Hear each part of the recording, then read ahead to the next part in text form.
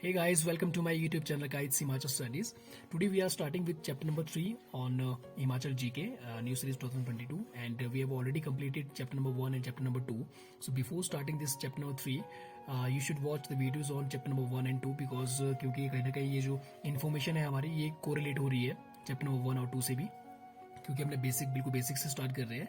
सो chapter number 1 में हमने जाकर देखा कि किस तरह से 1948 में जो है small and big princely states को मिलाकर हिमाचल प्रदेश बना एंड अप टू स्टेटहुड तक किस तरह से जो है उसके बाद 12 जिलों का निर्माण हुआ.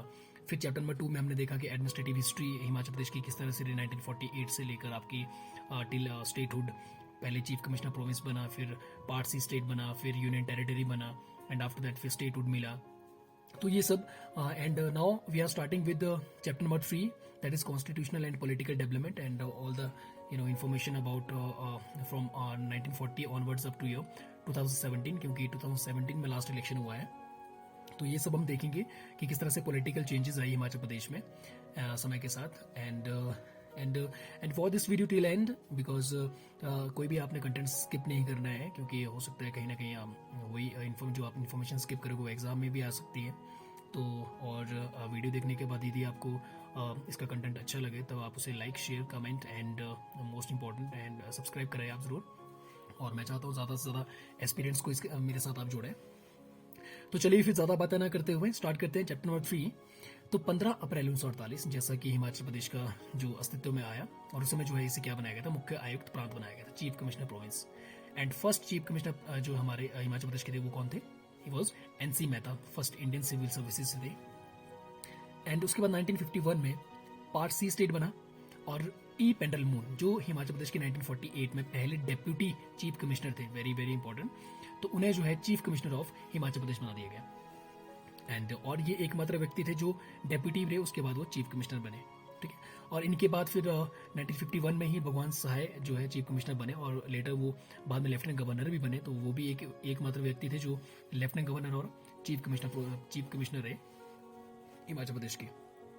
और उसके बाद फिर 1952 में 51 में इलेक्शन हो गया था एंड 52 में फिर गवर्नमेंट आ गई थी. एंड फर्स्ट जो लेफ्टिनेंट गवर्नर बने वो 1 मार्च 1952 को उन्होंने कार्यभार संभाला और ये थे रिटायर्ड मेजर जनरल KS हिम्मत सिंह जी, फुल नेम इनका.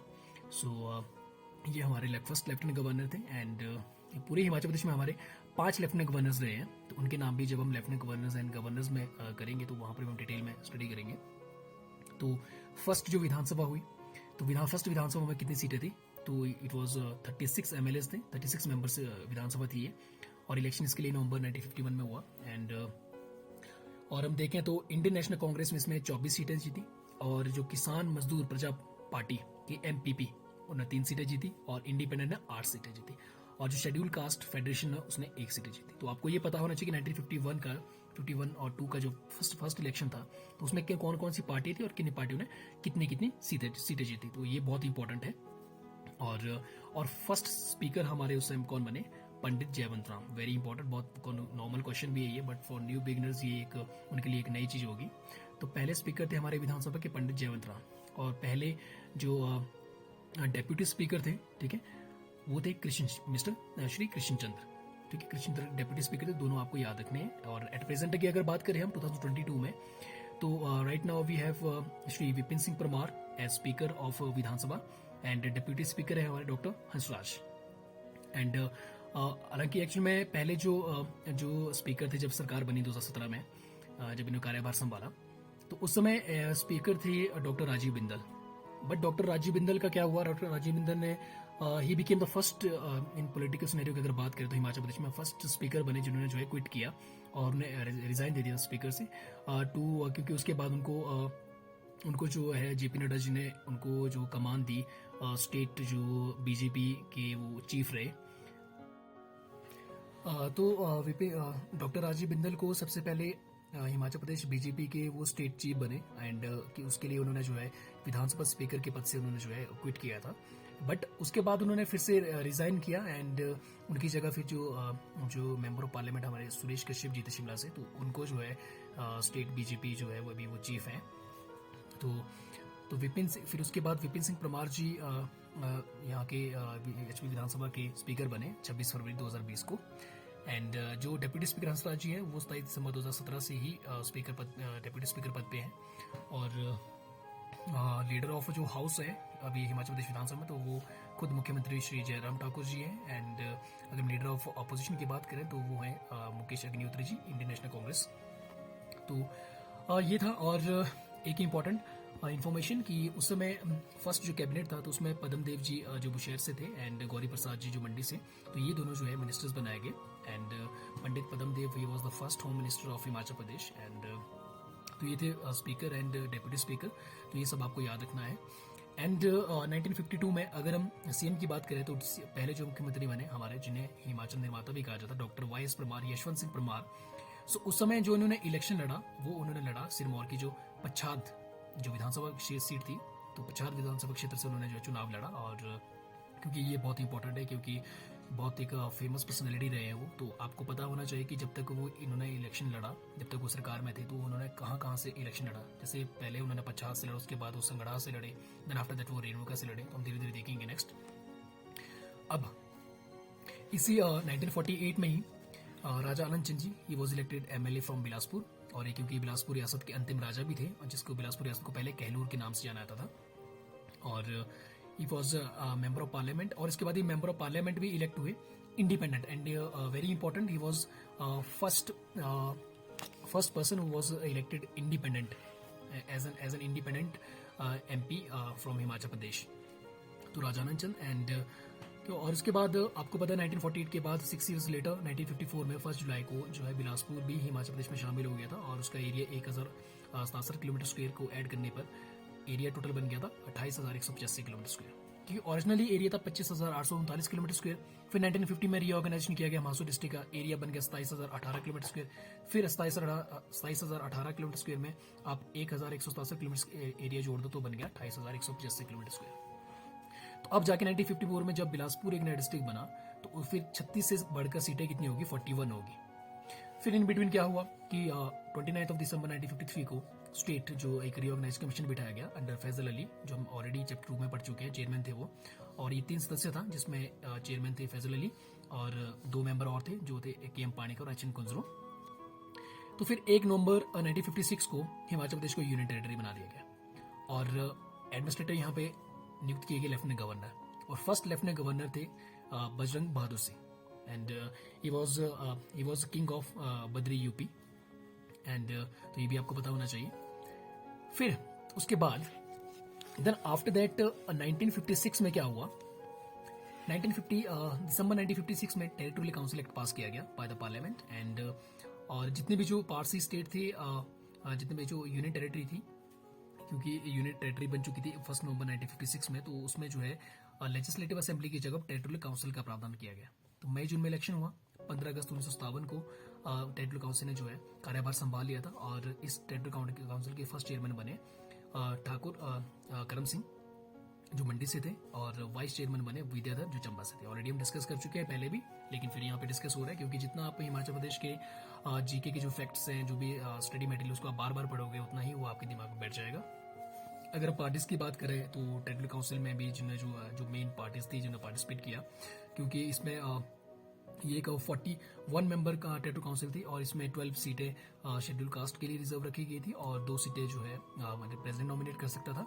तो इसमें जो मेजर पार्टीज थी जिन्होंने पार्टिसिपेट किया वो थी आपकी पीएसपी मीन्स प्रजा सोशलिस्ट पार्टी, केएमपीपी किसान मजदूर प्रजा पार्टी, स्वतंत्र पार्टी, जेएस मीन जनसंघ, और एलआरएस में लोक राज्य समिति।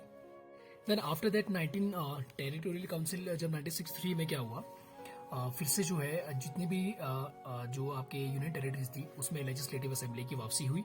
और 1963 में जो विधानसभा सीटें होगी थी वो आपकी 43 होगी टोटल। एंड और 1963 के इलेक्शन में अगेन सीएम बने doctor Y S Parmar. And इस समय उन्होंने इलेक्शन कहाँ से लड़ा, he was MLA from Sangrah विधानसभा क्षेत्र से उन्होंने इलेक्शन लड़ा, और वहां से वो जीते, इंडियन नेशनल कांग्रेस को रिप्रेजेंट किया। एंड और उनकी सरकार बनी। And second speaker of legislative assembly बने Deshraj Mahajan, so he was from Chamba. And deputy speaker बने तपेंद्र सिंह। तो आपको ये बहुत इंपॉर्टेंट याद रखना, हो सकता है अभी वो आपसे कभी पूछ ले, चेस में पूछ ले कि 1963 में जब विधानसभा इलेक्शन हुए थे उसके बाद किसे जो है विधानसभा अध्यक्ष और उपाध्यक्ष बनाया गया, तो इसको आप डीटी करके शॉर्टकट में याद रख सकते हैं। D means Deshraj Mahajan and T mean Tapendra Singh. Now CM doctor Y S Parmar and Thakur Karam Singh and Haridas यहाँ पे 2 मिनिस्टर शामिल हुए. And Thakur Karam Singh was first revenue minister in Himachal Pradesh and Haridas ji को कार्यभार दिया गया फर्स्ट डेवलपमेंट मिनिस्टर का. तो ये इंपॉर्टेंट है. देन आफ्टर दैट अगर हम 1967 की बात करें तो 1967 में सीटें हो गई थी टोटल 63, जिसमें कि 60 सीटें इलेक्टेड थी, मतलब इलेक्शन जिसके लिए इलेक्शन होने थे, एंड 3 सीटें नॉमिनेटेड थी. ठीक है, क्योंकि और उसके बाद क्योंकि 1966 में पंजाब एंड हरियाणा का जब रीऑर्गेनाइजेशन हुआ तब जाके जो है ये सीटें जो है कुछ सीटें ऐड हुई हिमाचल प्रदेश में. तो इस तरह से टोटल सीटें आपकी कितनी हो गई थी, आपकी 63 बन चुकी थी, जिसमें 3 सीटें नॉमिनेटेड थी. एंड जब इलेक्शन हुआ था तो कांग्रेस को 1967 के इलेक्शन में कांग्रेस को 34 सीट्स मिली थी, एंड जनसंघ को 7 एंड सीपीआई को 2 एंड इंडिपेंडेंट को 16 सीट्स एंड स्वतंत्र पार्टी को 1 सीट. और 1967 में अगेन देशराज महाजन को स्पीकर बनाया गया.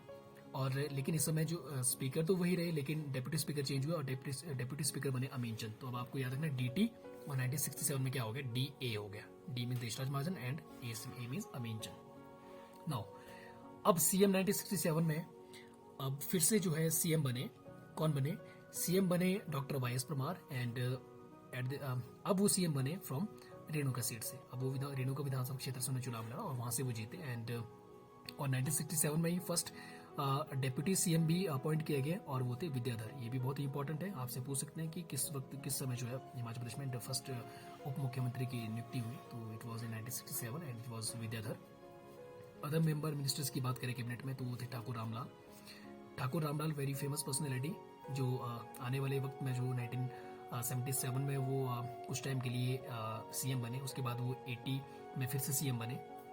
एंड उसके बाद उनको आंध्र प्रदेश का गवर्नर नियुक्त किया गया और वहाँ पे बहुत सी उन्होंने राजनीतिक एक हलचल मचा दी थी. तो हम आगे डिस्कस करेंगे. ठाकुर करम सिंह, लालचंद प्रार्थी जिनके नाम पे जो कुल्लू का जो रंगमंच है उसका नाम लालचंद प्रार्थी के नाम पे ही है और फेमस राइटर रहे हैं. कुल्लू देश की कहानी लिखी है इन्होंने. सुखराम, दौलतराम सांख्यान, नेकराम नेगी एंड महंगा सिंह.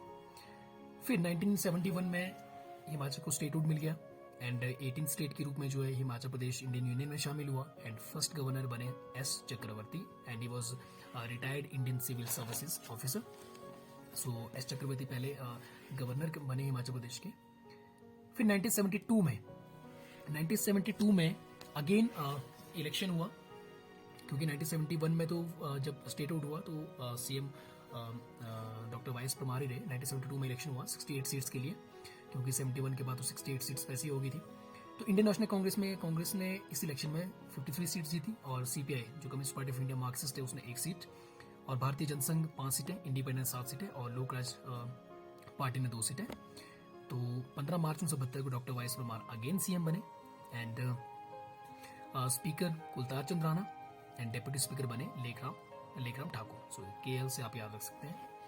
एंड ठाकुर रामलाल, अदर जो मिनिस्टर्स थे, ठाकुर रामलाल, देशराज महाजन, लालचंद प्रार्थी, सालिग्राम, सरला शर्मा, जो विप्लव ठाकुर की मदर जो एमपी थी पहले, एंड मनसाराम हो गए, हरदयाल, विक्रम सिंह कटोच हो गए. जो हमने विप्लव ठाकुर की बात की तो जो सरला शर्मा की बेटी थी, तो विप्लव ठाकुर अभी हिमाचल प्रदेश में जो 2014 से वो 20 तक जो है राज्यसभा की मेंबर रही. एंड उसके बाद आई थिंक उनको जेपी नड्डा जी ने इंदु गोस्वामी ने उनको सक्सीड किया आगे मेंबर ऑफ राज्यसभा में. तो काफ़ी फेमस पर्सनैलिटी है. एंड आई थिंक 1985 से 1990 तक वो मेंबर ऑफ लेजिस्लेटिव असेंबली भी रही हिमाचल प्रदेश की विप्लव ठाकुर.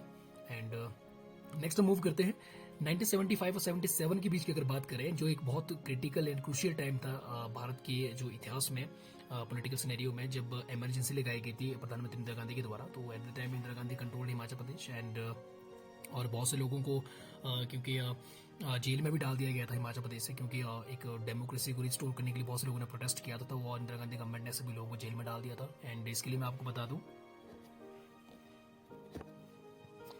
तो इमरजेंसी के समय जो है बहुत से लोगों को प्रताड़ित भी किया गया और हिमाचल प्रदेश के भी फ्रीडम फाइटर्स थे जो जिन्हें जो है उस समय जेल में डाल दिया गया था. तो एट प्रेजेंट जब फिर बीजेपी गवर्नमेंट हिमाचल प्रदेश में है तो उन्होंने 2019 में एक लोकतंत्र प्रहरी जो समान राशि योजना लाई है.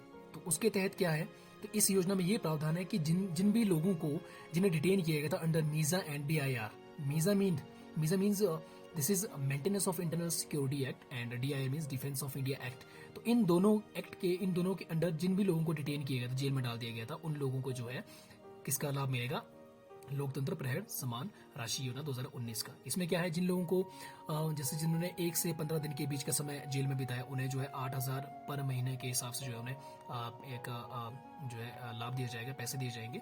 एंड जिनको 15 दिन से ऊपर जिन्होंने समय बिताया और उनको जो है वो 12,000 पर मंथ उन्हें जो है एक समान राशि के रूप में उन्हें पैसे दिए जाएंगे सरकार के द्वारा। सो इट वॉज ड्यूरिंग जो आपका, तो बात करते हैं अब, तो 1975 से 77 तक जो इमरजेंसी लगी थी और उस समय हिमाचल प्रदेश में भी जो है प्रेसिडेंट रूल लगाया गया था 30 अप्रैल 1977 को। तो उस समय अब एक बहुत यहाँ पे भी बदलाव हुआ। 1977 में क्या हुआ कि जो वाइस प्रमाण ने रिजाइन कर दिया फ्रॉम CM ड्यू टू कुछ उन्होंने जो है पर्सनल इश्यूज की वजह से उन्होंने रिजाइन कर दिया। एंड फिर उसके बाद क्योंकि फिर 28 जनवरी 1977 को से लेकर 30 अप्रैल 1977 तक एक थोड़ा एक शॉर्ट टेन्यूर था। तो ठाकुर रामलाल जो जुब्बल से थे, वो हिमाचल प्रदेश के दूसरे मुख्यमंत्री बने। तो ये भी बहुत इंपॉर्टेंट है कि हिमाचल प्रदेश के दूसरे मुख्यमंत्री कौन थे, तो वो थे ठाकुर रामलाल। एंड कुछ दिन के लिए ये CM बने and he was MLA from Jubbal से। वो 9 बार जो है वो MLA रहे हैं। एंड फर्स्ट MLA वो जुब्बल कोटखाई सीट से बने थे 1957 में, जब वो हिमाचल प्रदेश लेजिस्लेटिव असेंबली में आए थे। एंड अगर हम बात करें तो वो 26 जून 1977 से लेकर वो आपके 13 फरवरी 1980 तक ये लीडर ऑफ अपोजिशन भी रहे हिमाचल प्रदेश में। एंड और 1977 की बात करें तो फिर उसके बाद जो इलेक्शंस हुए तो जनता पार्टी यहाँ पे पावर में आई एंड जनता पार्टी ने 53 सीटें जीती आउट ऑफ 68 एंड लगभग 49.01% जो है इनको वोट इनको पड़े। एंड इंडिपेंडेंट ने 6 सीटें जीती एंड इंडियन नेशनल कांग्रेस ने 9 सीटें जीती और कांग्रेस का यहाँ पे ग्राफ काफी नीचे गिर गया था। और इस तरह से जो है श्री शांता कुमार फर्स्ट ब्राह्मणिक जो है एक ब्राह्मण CM बने हिमाचल प्रदेश के। एंड 1970 में जब उन्होंने इलेक्शन लड़ा तो वो सुलह सीट से जो है उन्होंने इलेक्शन लड़ा। एंड 26 जून 1970 को उन्होंने जो है कार्यभार संभाला। एंड उनके कार्यकाल में 1970 में जब सरकार बनी तो स्पीकर बने Chaudhary Sarwan Kumar from Kangra, very important, Chaudhary Sarwan Kumar from Kangra. And deputy speaker बने रंजीत सिंह वर्मा। तो CR से आप इसे याद रख सकते हैं। और चौधरी सरवन कुमार की अगर बात करें तो हिमाचल प्रदेश की जो एग्रीकल्चर यूनिवर्सिटी है वो CSK एग्रीकल्चर यूनिवर्सिटी कहा जाता है उसे। क्यों? क्योंकि ये इनके नाम पर ही है, Chaudhary Sarwan Kumar agriculture university Himachal Pradesh. And इसकी स्थापना हुई थी 1 नवंबर 1978 में। एंड एक्चुअली में हुआ क्या, तो एक्चुअली में हुआ क्या, आपका मई 1966 में एक कॉलेज ऑफ एग्रीकल्चर खोला गया था पालमपुर में, और उसी को ही एक्सपेंड करके आगे एग्रीकल्चर यूनिवर्सिटी बना दिया गया और चौधरी सरवन कुमार के नाम पे जो है उन्हें उसका नामकरण किया गया। And I think at present इसके जो वाइस चांसलर है वो है आपके HR Chaudhary ji. And HR Chaudhary means उनका फुल नेम है Harinder HK Chaudhary, sorry, Harinder Kumar Chaudhary. And is the present current vice chancellor of this university. And first, आपको ये फर्स्ट भी याद रखना है, तो 78 में जब ये एस्टेब्लिश हुई तो इसके फर्स्ट चांसलर थे HR Kalia, Hitram Kalia ji. So this is and इसी एग्रीकल्चर यूनिवर्सिटी के जो 3 जो है रीजनल रिसर्च सेंटर्स हैं, one is at Dhaula Kuan Sirmaur में, and one is at Bajaura Kullu, and one in Lahaul in Kukumseri. Okay, so ये चौधरी सरवन कुमार के ऊपर है। तो ये कुछ इन्फॉर्मेशन है जो आपको मैं आगे जब हम यूनिवर्सिटीज़ के बारे में करेंगे तो वहाँ पर भी ये इन्फॉर्मेशन काम आएगी। क्योंकि देखिए अभी हमने ये इन्फॉर्मेशन मैंने आपको यहाँ पर बताई और वहाँ पर भी ये इन्फॉर्मेशन रिपीट होगी, तो कहीं ना कहीं आपके दिमाग में ये होगा कि हमने वहाँ पर भी पढ़ा था और यहाँ पर भी। क्योंकि जितना आप जो फैक्ट्स उनको बार बार आप पढ़ते रहोगे, जितना स्टडी को आप रिवाइज करते रहोगे, उतने ही वो आपके दिमाग में बैठ जाएंगे। अब 1980 की बात करते हैं तो कैसी इन्फॉर्मेशन है कि क्योंकि जनता पार्टी काफ़ी मेजोरिटी के साथ पावर में आई थी 1977 में, लेकिन कुछ 1980 में क्या हुआ कि कुछ मेंबर्स इसके जो MLAs थे वो जेपी जनता पार्टी के वो इंडियन नेशनल कांग्रेस में मिल गए थे। एंड फिर से जो है ठाकुर रामलाल जो है वो जो है फिर से CM बने हिमाचल प्रदेश के 14 फरवरी 1980 से लेकर वो फिर 7 अप्रैल 1983 तक रहे, क्योंकि 8 अप्रैल को फिर राजा वीरभद्र सिंह जी ने ज्वाइन कर लिया था एज CM। तो फिर 1982 का इलेक्शन हुआ। तो 1982 में इंडियन नेशनल कांग्रेस को 31 सीट्स मिली एंड बीजेपी को 29 सीटें मिली और इंडिपेंडेंट को 6 सीटें मिली और जनता पार्टी को 2 सीटें मिली। तो और ठाकुर और स्पीकर बने, कौन बने? ठाकुर सिंह नेगी फ्रॉम किन्नौर स्पीकर बने and Vijay Kumar Joshi deputy speaker बने। एंड इसे आप टीएन से आप रख सकते हैं यार।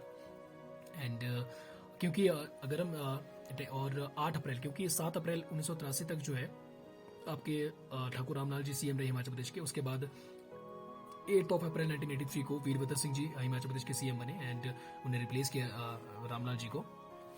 तो अगर हम बात करें, लेकिन 1980 जब ये सीएम पद के ठाकुर रामलाल जब सीएम पद पर थे, कब तक? 7 अप्रैल 1983। तो 83 के बाद इन्हें अपॉइंट किया गया governor of Andhra Pradesh. Very important, ये यहाँ पे बहुत इंटरेस्टिंग है कि वहां पर जब उन्हें जो है अपॉइंट किया गया गवर्नर ऑफ आंध्र प्रदेश, और ये 15 अगस्त 1983 से लेकर 29 अगस्त 1984 तक ये आंध्र प्रदेश के गवर्नर रहे। तो वहां पर उन्होंने क्या किया कि जो एक्चुअली में जो रूलिंग पार्टी थी वहां पे वो तेलुगु देशम पार्टी थी। तेलुगु देशम पार्टी के और सीएम वहां पे थे आपके एनटी रामाराव।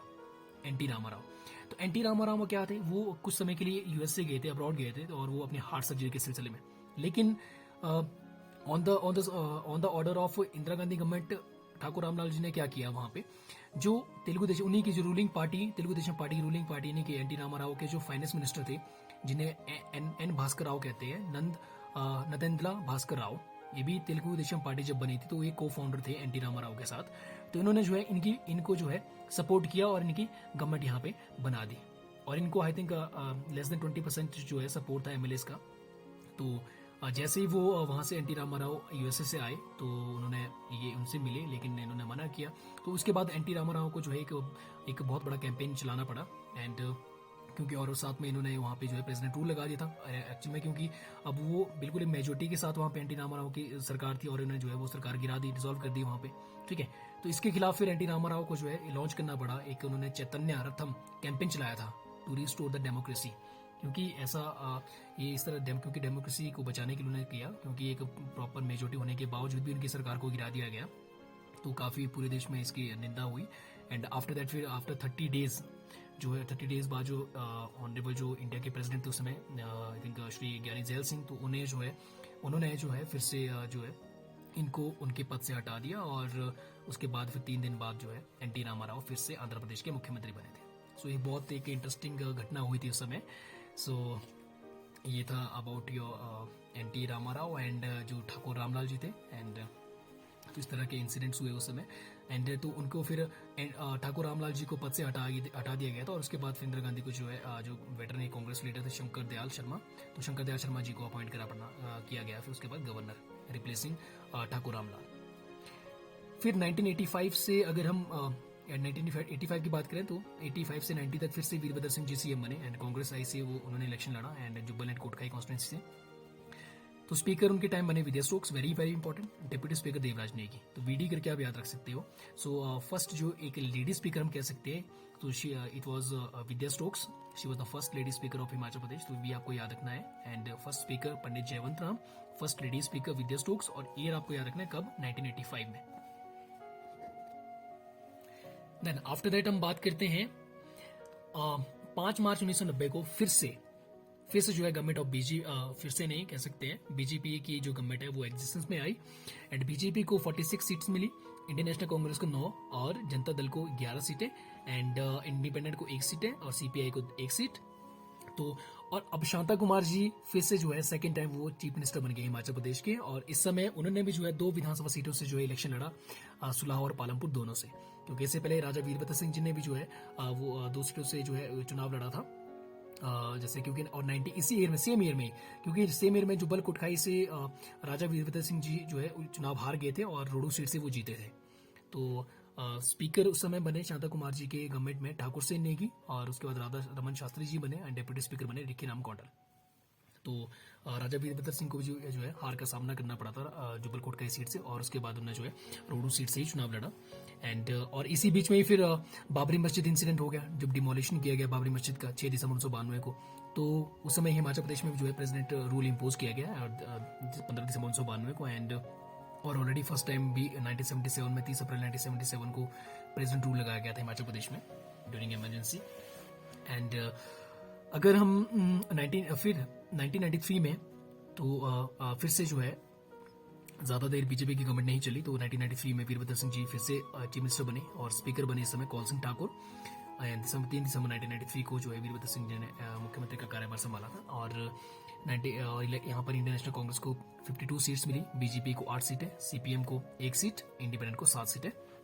एंड नेक्स्ट हम बात करें अगर 1998 की अगर बात करें पॉलिटिकल सिनेरियो की, तो 1998 में बीजेपी और हिमाचल विकास कांग्रेस और इंडिपेंडेंट ने आपस में जो है गठबंधन करके जो है उन्होंने सरकार बनाई, क्योंकि इस इलेक्शन में इंडियन नेशनल कांग्रेस को 31 सीट्स मिली थी, बीजेपी को भी 31 सीट्स मिली, इंडिपेंडेंट को 1 और हिमाचल विकास कांग्रेस को 5 सीटें। और हिमाचल विकास कांग्रेस जो है बनाई गई थी सुखराम जी के द्वारा। तो इस तरह से उन्होंने बीजेपी जो है सरकार बनाने में सफल हुई थी। और बीजेपी को एक नया मुख्यमंत्री का चेहरा मिला, वो थे श्री प्रेम कुमार धूमल जो सीएम थे उस समय। उन्होंने जो अपना विधानसभा क्षेत्र था उनका बमसन था, वहां से उन्होंने इलेक्शन लड़ा था। तो ये भी बहुत इंपॉर्टेंट है कि प्रेम कुमार धूमल की जो असेंबली कॉन्स्टिट्यूंसी कौन सी थी उस समय, एंड वो समीरपुर गांव से है, हमीरपुर जिले से। एंड 24 मार्च 1998 को उन्होंने जो है मुख्यमंत्री का पद संभाला। और उनकी जब उनकी सरकार बनी तो विधानसभा अध्यक्ष बनाया गया श्री गुलाब सिंह को, एंड डिप्टी स्पीकर बनाया गया श्री रामदास मलंगा। तो आप जीआर करके इसे याद रख सकते हैं, शॉर्टकट। एंड नेक्स्ट हम बात करें अगर फिर 2003, फिर तो वही इलेक्शन चलता रहा, बीजेपी कांग्रेस आप सभी को पता है। 2003 में कांग्रेस केम इन पावर, फिर वीरभद्र सिंह जी मुख्यमंत्री बने और उनके कार्यकाल में जो है स्पीकर गंगूराम मुसाफिर जी रहे और डिप्टी स्पीकर रहे धर्मपाल जी। तो जीडी करके आप शॉर्टकट याद रख सकते हैं। फिर 2007 के इलेक्शन की बात करें तो फिर से बीजेपी पावर में आई और श्री प्रेम कुमार धूमल जी फिर से सीएम बने, एंड उनके कार्यकाल में जो स्पीकर तुलसीराम जी बने और डिप्टी स्पीकर खीमीराम जी, फिर उसके बाद रिखीराम कौंडल जी बने। 2012 इलेक्शन की बात करें तो इस 2012 का इलेक्शन बहुत इंटरेस्टिंग है, क्योंकि यहाँ पर जो है आपके मुख्यमंत्री जो वीरभद्र सिंह जो फॉर्मर चीफ मिनिस्टर थे वो 6th टाइम फिर से जो है पावर में आए और 6ठी बार उन्हें रिकॉर्ड टाइम वो हिमाचल प्रदेश के सीएम बने और अभी तक मुख्यमंत्री पद पर रहने वाले सबसे लंबे समय तक रहने वाले व्यक्ति हैं। और शिमला रूरल सीट से उन्होंने इस बार चुनाव लड़ा, और उससे पहले वो रोडू सीट से लड़ते थे और उससे पहले वो जुब्बल कोटखाई से भी लड़ते थे। तो उनके कार्यकाल जो फिर स्पीकर बनाया गया श्री ब्रिज बिहारी बुटेल और डिप्टी स्पीकर बने जगत सिंह नेगी जी। तो 1993 से 2012 तक वो रोडू सीट से लड़ते रहे, ठीक है, क्योंकि जुब्बल कोटखाई से उन्हें जो 1990 में हार का सामना करना पड़ा था। एंड और 2000 रोडू सीट से लड़े और 2012 में वो शिमला रूरल सीट से, और लास्ट इलेक्शन उन्होंने जो है अर्की से लड़ा था। तो 2017 इलेक्शन की अगर बात करें तो क्योंकि ये आंकड़े आपको थोड़ा सा याद रखने हैं, क्योंकि ये लेटेस्ट इलेक्शन अभी जो लेजिस्लेटिव असेंबली का है वो 2017 का ही है, जो जनरल इलेक्शन है असेंबली का। तो 9 नवंबर 2017 को इलेक्शन हुआ था, जिसमें कि 75.28% वोटिंग हुई थी और बीजेपी के पक्ष में 48.4% वोटिंग हुई थी, और लास्ट टाइम इनके पक्ष में 2012 में 38.4% हुआ था, और कांग्रेस के पक्ष में जो है 2017 में 41.8% वोटिंग हुई। बीजेपी को 44 सीटें मिली, कांग्रेस को 21 सीटें मिली, इंडिपेंडेंट को 2 सीटें और सीपीएम को 1 सीट मिली। तो 2012 के भी थोड़ा सा इलेक्शन की बात करें तो कांग्रेस को वैसे इंपॉर्टेंट नहीं है, चलो फिर भी थोड़ा सा स्टडी कर लेते हैं, क्योंकि 2012 इलेक्शन से तो नहीं पूछेंगे, बट लेटेस्ट इलेक्शन आपको याद रखना होता है। कांग्रेस को 36 सीटें मिली थी, बीजेपी को 26 और हिमाचल लोकहित पार्टी को 1 सीट हिलोपा जिसे कहते हैं। इंडिपेंडेंट जो राजा महेश्वर जी के द्वारा बनाई गई थी, इंडिपेंडेंट को 5 सीटें। और टोटल वीमेन कैंडिडेट की बात करें 2017 में वो 19 थे, उनमें से 4 वीमेन कैंडिडेट को जो है जीत मिली थी, और बीजेपी से 3 वीमेन कैंडिडेट थे जिन्हें जीत मिली। That was Kamlesh Kumari Bhoranj seat से, सरवीन चौधरी शाहपुर से, रितु देवी इंदौर से, और कांग्रेस की आशा कुमारी डलहौजी सीट से वो जीती थी। और 2012 में अगर वीमेन की बात करें तो 3 वीमेन थी और 17 में 4। और हाईएस्ट वोटिंग काउंट्स की अगर बात करें तो हाईएस्ट वोटिंग काउंट था तो विनोद कुमार जो बीजेपी कैंडिडेट थे वो जो है 15,896 वोट से जीते थे, वो नाचन मंडी सीट से, एंड उन्होंने लाल सिंह कौशल को जो है हराया था। एंड एट प्रेजेंट तो आपको पता ही प्रेजेंट गवर्नमेंट में जयराम ठाकुर जी आपके सीएम है, and speaker doctor Rajeev Bindal, ये पुराने वाला डाटा है। तो डॉक्टर राजीव बिंदल जी को जो है उसके बाद जेपी नड्डा जी ने बीजेपी के स्टेट चीफ बने वो, और वो डॉक्टर राजीव बिंदल पहले स्पीकर बने हिमाचल प्रदेश की पॉलिटिकल हिस्ट्री में जिन्होंने क्विट किया स्पीकर के पद से। एंड उसके बाद उन्होंने बीजेपी की चीफ सीट से वहां से भी उन्होंने रिजाइन दिया, और उसके बाद उनकी जगह सुरेश कश्यप जी को बनाया गया। और एट प्रेजेंट जो है हमारे विपिन सिंह परमार हमारे स्पीकर हैं विधानसभा के, and deputy speaker doctor Hansraj ji हैं, ये अभी भी हैं। एंड बहुत इंटरेस्टिंग एक और एक बहुत इंपॉर्टेंट है ये कि 2017 में अगर बात करें हम तो नोटा जो नन ऑफ द अबव होता है कि जो ऑप्शन हम आपके बैलेटिंग यूनिट में हम देखते हैं क्योंकि जब आप वोट डालने जाते हो तो उसमें 34,299 जो वोटर्स थे जिन्होंने वोट दिया उन्होंने जो है नोटा बटन दबाया।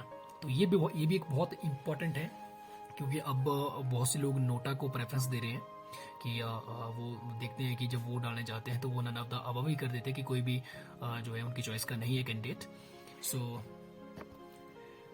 this was all about the political development right from 1948 onwards to your till your 2017 जो लास्ट हमारा जनरल जो लेजिस्लेटिव असेंबली का जनरल इलेक्शन हुआ है एंड अभी 2022 में इलेक्शन होना है।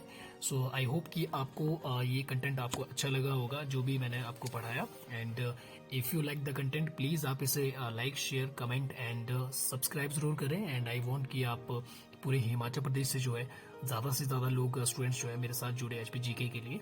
एंड क्योंकि मुझे लगता है कि नहीं कि मेरे नोट्स कहीं ना कहीं आपको हेल्प करेंगे क्योंकि मैंने काफ़ी देखा है कि पुराने जितने भी आपके पेपर हैं तो काफ़ी जो है डायरेक्ट क्वेश्चंस आते हैं। कई बार वो टफ से टफ क्वेश्चन पूछते हैं स्टेटमेंट्स के टाइप में, तो आपको उसके लिए डिटेल स्टडी होना बहुत ज़रूरी है। तो डिटेल स्टडी शायद इसी तरह से ही हो पाएगी आपकी। सो मैं ये नहीं कह रहा हूँ कि जस्ट ओनली कि माई नोट्स जो मैं आपको पढ़ा रहा हूँ कि that is enough for all the exams. ऐसा नहीं है कि आपको खुद से भी मेहनत करनी है, खुद से भी आपको एक्सप्लोर करना है। फॉर एग्जाम्पल मैं आपको बात बताता हूँ कि 2016 में मैं शिमला गया था। तो 2016 में स्टार्टिंग में मैंने 15 में लास्ट में चला गया था। तो 16 में हमने 3 महीने में मैंने ब्लोकड़ा ख़त्म कर दी थी, जगमोहन सिंह ब्लोकड़ा। तो उसके बाद मैंने खुद जब उन्हीं फैक्ट्स को जब मैंने घूमना शुरू किया पूरे शिमला में, हेरिटेज बिल्डिंग्स का मैंने स्टडी किया, उनके बारे में इंफॉर्मेशन निकाली बिल्कुल कि जो बिल्कुल स्टीक हो, ऑथेंटिक हो, तो तब जाके वो सारे जो फैक्ट्स हैं वो बिल्कुल दिमाग में बैठ गए। तो उसी तरह से आपको भी करना है कि just it is not enough कि मैंने पढ़ा दिया आप इनफ है। आपको भी खुद से एक्सप्लोर करना है अपने आप को, खुद से और देखना है और क्या क्या कर सकते हो आपके, कैसे आप नोट्स बना सकते हो, कितना और आप और बुक्स पढ़िए आप। ठीक है, ऑलरेडी तो मैंने तो ये सारे नोट्स आप कंबाइन कर लिए हैं। मैंने ब्लोकड़ा पढ़ी है, मैंने जो हिमाचल परिचय वो पढ़ी है, मियाँ गोवर्धन सिंह की बुक पढ़ी है। तो ऑलरेडी मैं सारे नोट्स मैंने कंबाइन करके रखे हैं और and I am sharing those notes with you. So I hope कि ये आपको हेल्प करेंगे। And you just keep doing hard work and do subscribe the channel so that you can get the new updates immediately. Thank you so much for watching this video till end.